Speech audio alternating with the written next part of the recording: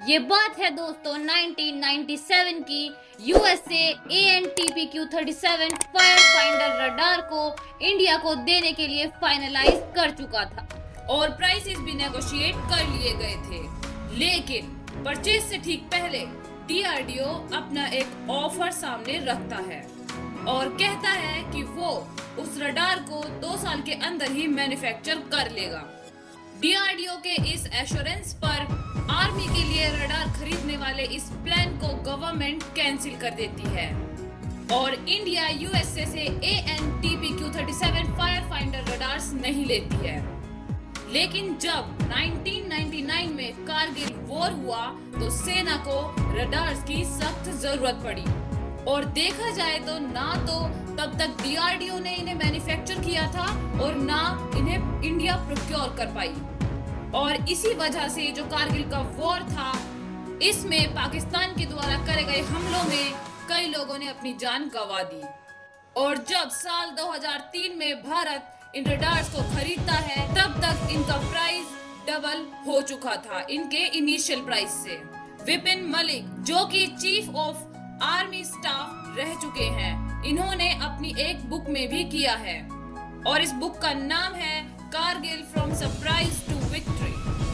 ये इस बुक में कहते हैं कि the problem with DRDO is that it is big on promise and small on delivery.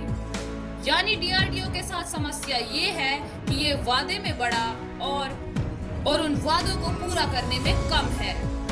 DRDO यानी defence research and development organisation, इसे 1958 में defence science organisation DSO, technical development and establishment यानी TDE और directorate of technical development and production यानी DTDP को मर्ज करके बनाया गया था।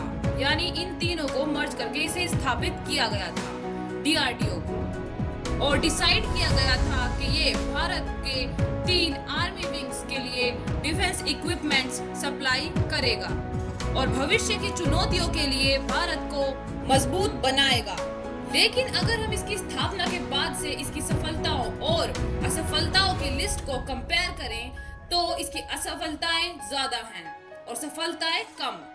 डीआरडीओ की सफलता पर CAG का कहना है कि between January 2010 and December 2019, the DRDO has closed 103 mission modes projects undertaken on proven and readily technology after incurring an expenditure of 2,505 crore। मतलब इस स्टेटमेंट का है कि 2010 से 2019 के बीच डीआरडीओ ने 2,505 करोड़ रुपए खर्च करे हैं और इतना खर्च करने के बाद भी इसने 103 मिशन मोड प्रोग्राम को बंद कर दिया था। CAG ने अपनी रिपोर्ट्स में जिन 175 प्रोजेक्ट्स को एग्जामिन किया था, उसमें से 75 प्रोजेक्ट्स को डीआरडीओ टाइम से डिलीवर नहीं कर पाया। साथ ही कई डिफेंस एक्सपर्ट ने तो ये भी कहा है कि डीआरडीओ के तकनीक की तरफ कम और हथियारों की तरफ ज्यादा ध्यान दिया है और ज्यादातर ऐसा ही देखने को मिला है कि डीआरडीओ नई टेक्नोलॉजी पर काम करने की बजाय पुरानी तकनीक की रेंज को बढ़ाने में ही लगा रहता है, जिसमें कि अग्नि 1, अग्नि 2, अग्नि 3, अग्नि 4 और अग्नि 5 शामिल हैं।